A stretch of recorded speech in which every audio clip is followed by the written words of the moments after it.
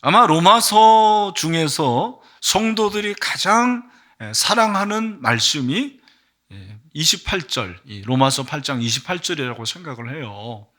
뭐 여러 가지 이유가 있겠습니다만 그 중에 한 가지 힌트를 좀 말씀을 드리면 존 스타트가 이런 말을 했습니다. 로마서 8장 28절은 우리의 거친 머리를 쉴 수 있게 해주는 베개와 같다 그랬어요. 로마서 8장 28절이 베개와 같다. 여러분들이 주무시지는 마시고요. 이게 무슨 말일까? 저는 나름대로 그렇게 해석을 해봤어요. 로마서가 사실은 기독교의 정수가 기록이 되어 있는데 쉽지 않은 말씀입니다. 그렇게 어려운 말씀이 8장에 들어오면 뻥 뚫리는 그런 기분을 갖게 돼요. 왜냐하면 성령장이니까. 그죠?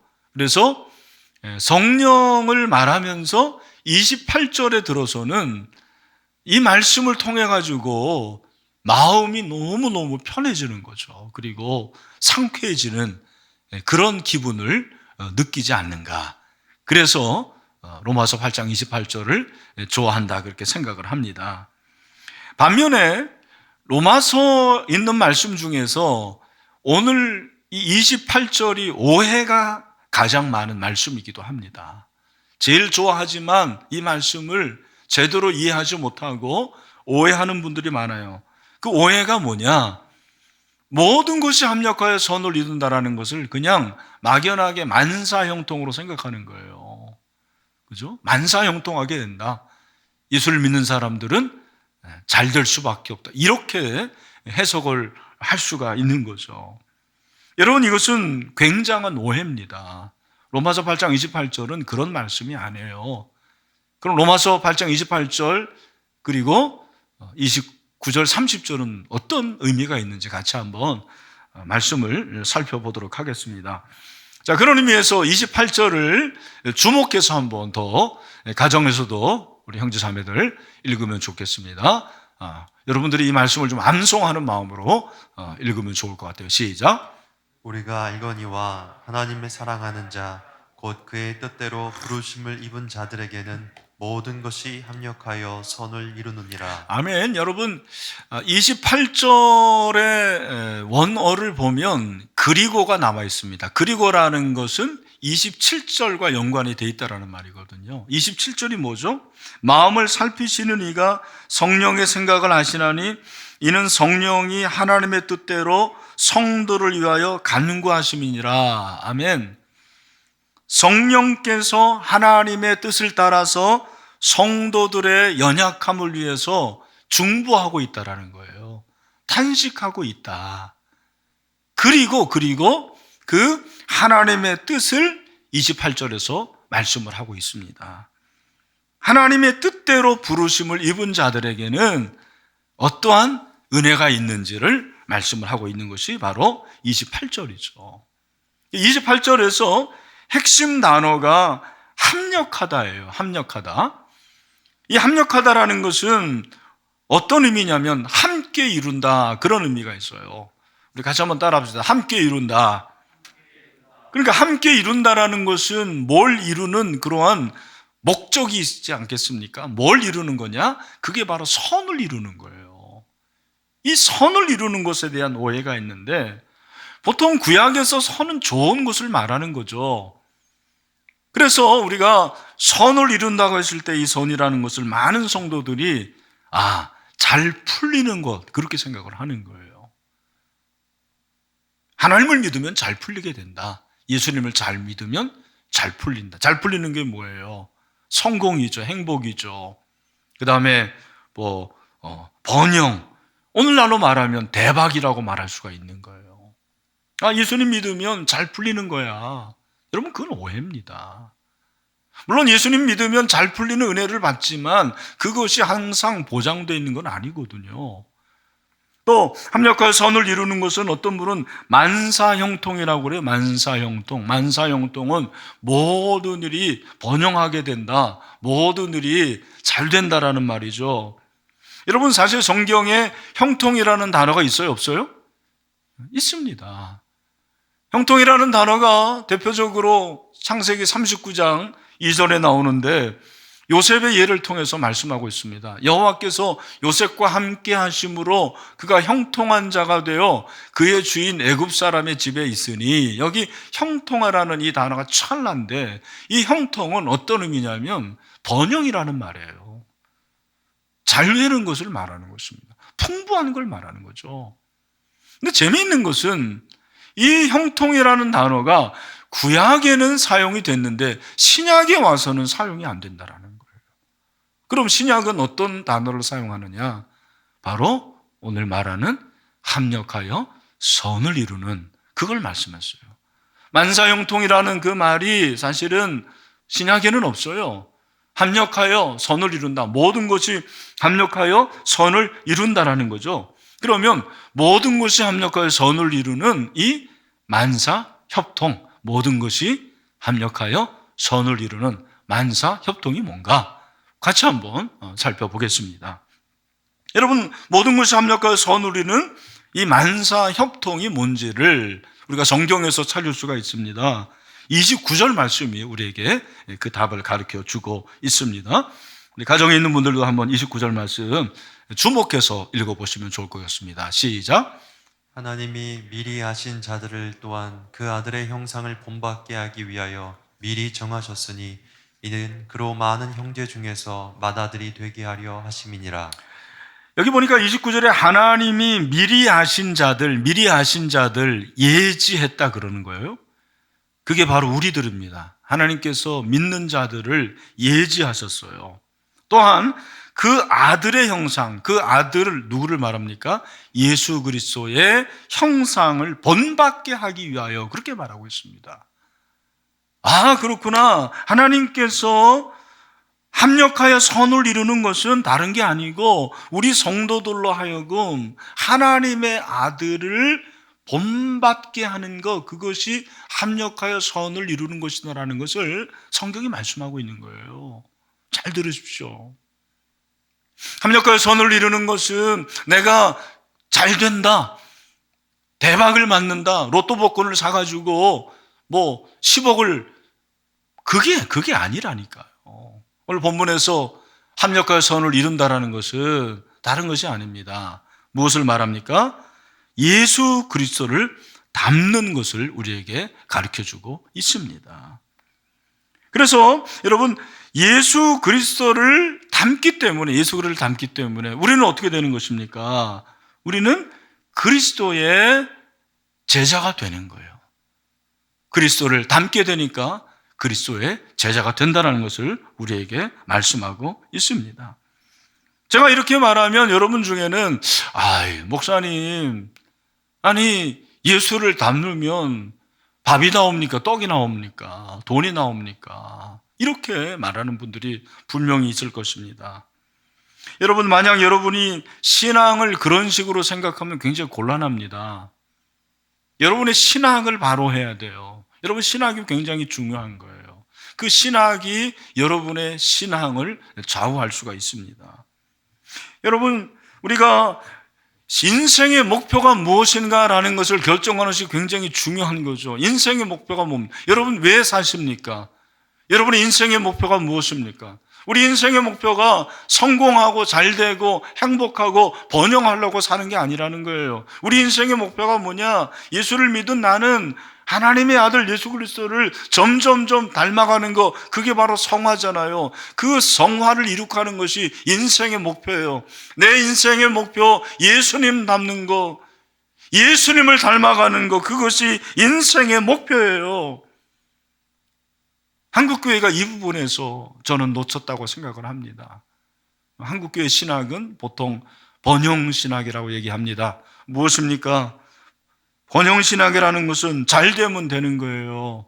목표를 달성하면 되는 거예요. 편법을 써도 상관이 없습니다. 불법을 자행해도 문제가 안 돼요. 잘 되면 되는 거죠. 과정은 생각하지 않아요. 저는 오늘 우리에게 필요한 것이 과정신학이라고 생각을 해요. 과정신학. 목표를 추구하고 성취하는 거, 그거보다 더 중요한 거 바로 그리스도를 닮아가는 과정이죠. 그 과정이 여러분 쉽지 않습니다. 어렵습니다. 만사형통의 신학은 그냥 결과만 좋으면 되는 거예요. 제가 우리 다음 세대들을 보면은요, 신앙생활 열심히 해가지고 대학 입시에서 떨어지잖아요.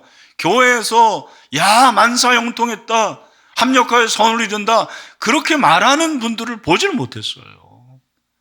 저도 그렇게 말해주기 어렵더라고요.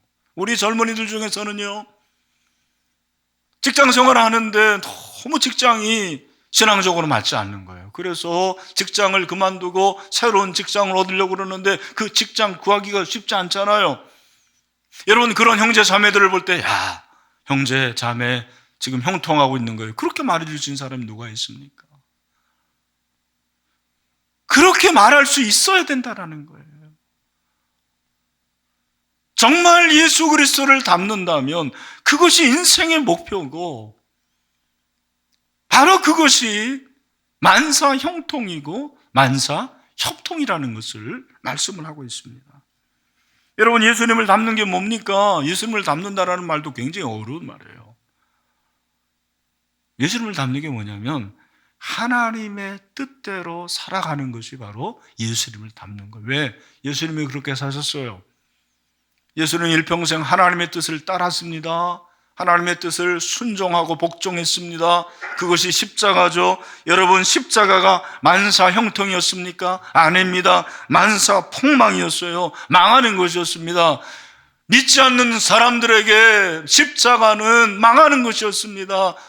그것이 저주였습니다. 실패였습니다. 그러나 믿는 우리에게 십자가는 구원에 이르는 능력이 되었죠.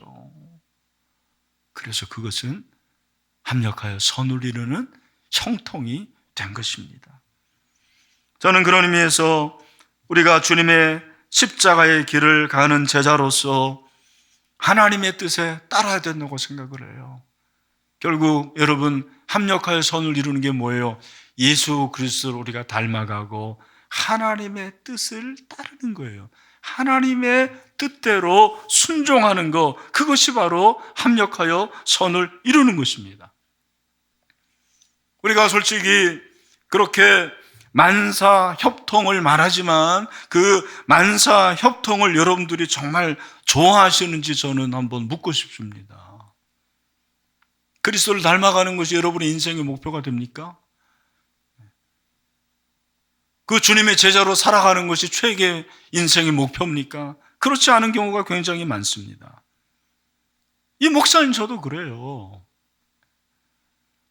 제가 이 코로나 가운데서 감사하기도 하고 또 보람 있는 것 중에 하나는 성도들을 오히려 많이 만나는 것 같아요. 비대면으로 전화로 해서 성도들을 만나고 있습니다. 그들과 함께 통화를 하면서 느끼는 것이 뭐냐면 정말 힘들어하는 성도들이 너무 많아요. 병으로 고통당하는 사람들도 참 많습니다. 재정적으로 힘들고요, 가정적으로 힘들고요, 관계적으로 힘들고요. 요즘에는 그냥 어느 날 갑자기 직장이 망하는 경우가 있더라고요. 그러면 자동으로 해고되는 거예요. 우리 자영업자들 임대비도 제대로 내지 못하는 경우도 많아요. 그런 교인들을 위해서 이 목사가 기도하는데 한날은 그런 생각이 드는 거예요. 야, 나에게 문제 있는 건 아닌가. 내가 우리 교인들을 위해서 이렇게 기도하고 하나님께 간구하는데 우리 성도들이 참 어려운 거예요. 세상적으로 말하는 그 형통이 제대로 이루어지지 않는 것 같아요. 막 실패하고 떨어지고 넘어지고 그런 걸 보면서 제 마음속에 이 담임 목사에게 문제가 있는 건 아닌가, 내가 문제 있는 사람은 아닌가, 그런 생각이 드는 거예요. 그런 생각을 하는 제 마음속에 만사협통보다는 만사형통이 더 좋은 거죠. 우리 성도들도 집도 좋은 집 샀으면 좋겠고 월급도 많이 받았으면 좋겠고 자녀들이 좋은 대학 가면 좋겠고 성공하면 좋겠고 그런 마음이 드는 거예요. 근데 하나님께서 오늘 말씀을 통해서 저에게 위로를 주십니다. 이 목사, 그게 전부가 아니야. 진짜 선은 내가 원하는 선은 만사 협통이야, 협통.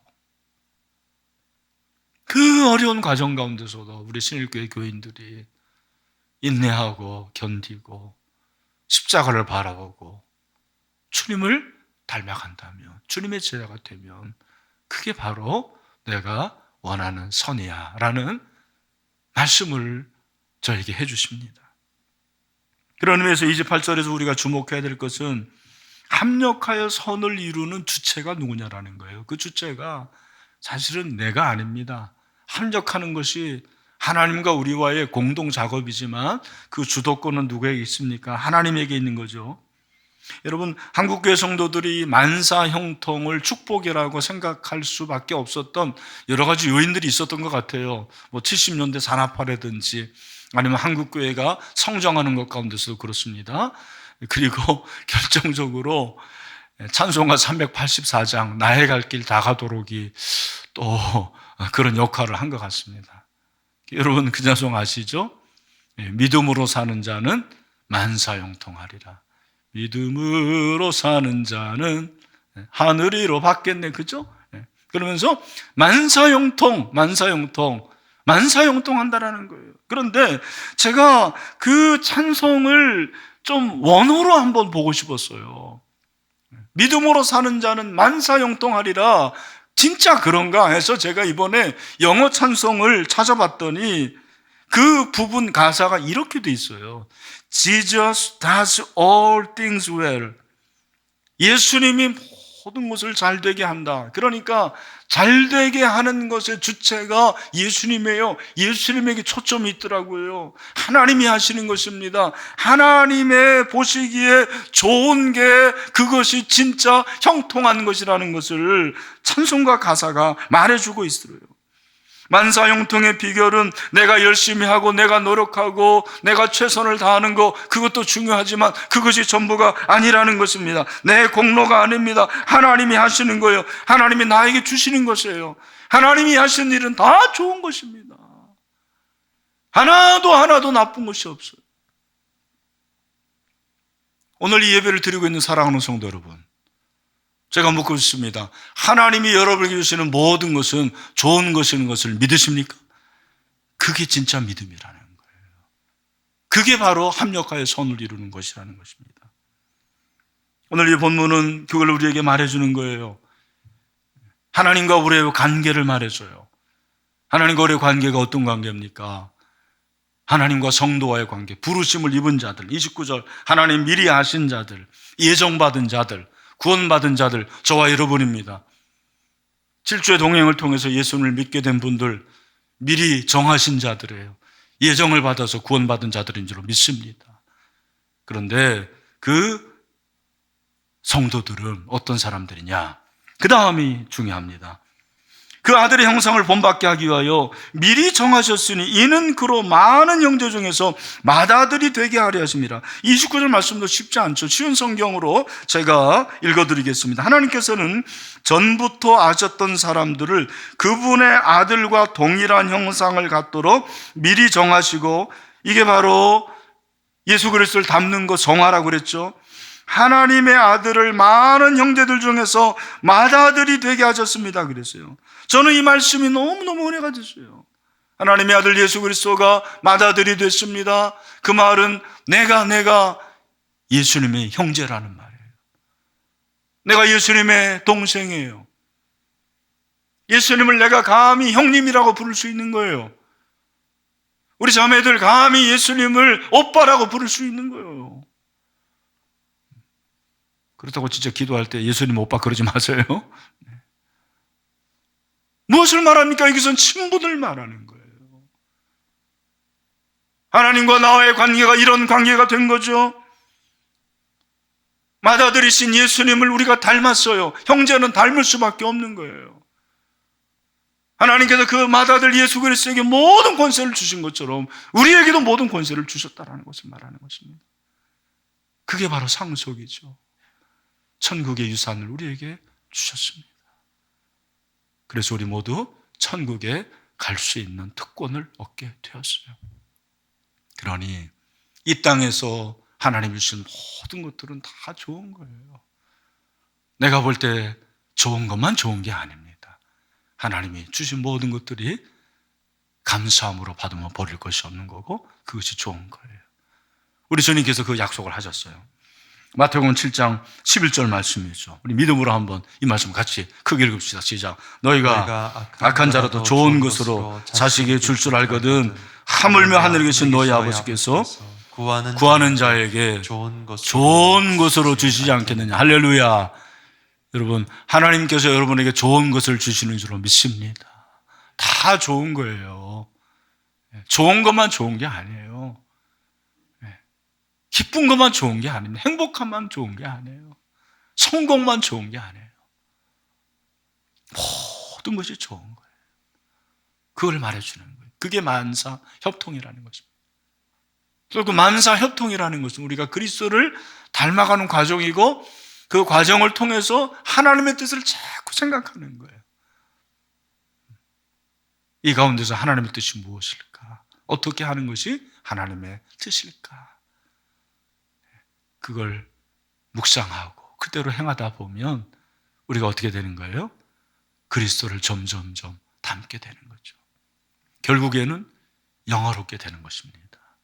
30절이죠. 또 미리 정하신 그들 예정 또한 부르시고 소명 부르신 그들 또한 의롭다 하시고 칭의 의롭다 하신 그들 또한 영화롭게 하셨느니라. 아멘. 영화. 이게 구원의 서정이에요. 신학교에서 배우는 거예요. 그래서 예지, 예정, 소명, 칭의, 성화가 빠졌는데 29절에 그리스도를 본받는 거 성화, 그리고 영화까지. 그래서 이 과정을 우리에게 말씀을 하고 있습니다. 합력하여 선을 이루는 것은 결국 여기까지 가는 것이라는 것을 말씀하고 있습니다. 결과적으로 우리가 성화를 이루고 영화롭고 되기 위한 모든 사건과 경험이 선이에요. 다시 한번 우리가 하나님의 부름을 받아서 거룩하게 되고 거룩을 이루면서 영화롭게 되기 위한 모든 사건과 경험이 뭐라고요? 그게 선이에요. 그게 좋은 거예요. 다 좋은 것입니다. 모든 것이 좋은 거예요. 여러분, 코로나19 얼마나 힘들었습니까? 그러나 그것도 합력하여 선을 이루는 거예요. 이걸 통해서 많은 걸 배우잖아요. 아, 인간은 무지하구나. 인간은 무능하구나. 겸손하게 되고요. 하나님께 다 달려있구나. 하나님의 주권적인 그 의지, 그것을 우리가 찾게 되고요. 감사하게 되고 일상에 감사를 회복하고 다 좋은 것입니다. 저는 말씀을 마무리하면서 결국 이 모든 것의 결과는 뭐냐? 최종적인 결과를 사도 바울이 8장 37절에서 말씀을 하고 있습니다. 우리 다 같이 읽겠습니다. 시작. 그러나 이 모든 일에 우리를 사랑하신 이로 말미암아 우리가 넉넉히 이기느니라. 아멘. 우리를 사랑하시는 자 바로 하나님으로 말미암아 저와 여러분이 승리하게 될 줄로 믿습니다. 그걸 우리에게 약속하고 있습니다.